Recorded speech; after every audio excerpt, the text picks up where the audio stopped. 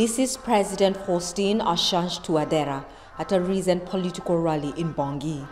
His armed guards are Russian, Rwandan, Central African, and also members of a UN peacekeeping force.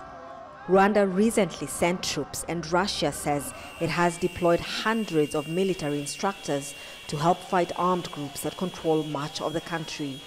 There's also a big presence of private security contractors from the Russian-based Wagner Group, a supplier of mercenaries.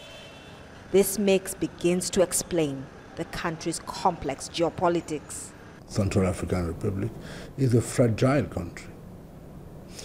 It has never been allowed to exploit all the resources that we have.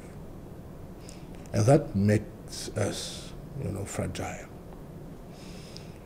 That also put us in a situation where we need to have partners. Some Central Africans are worried about the motive behind the increasing power play between Russia and CAR's former colonizer France on one hand, and Rwanda against other regional countries like Chad on the other. Russia is reconquering areas which it had lost at the end of the Cold War. Rwanda is a small country, but deploying troops not only as part of UN, but also in the context of bilateral agreements, gives it diplomatic weight. France has been losing ground. The battle for dominance between France and Russia in Central African Republic is now playing out online.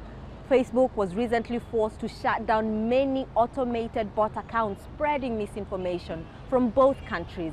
Some local media platforms also seem to have taken sides.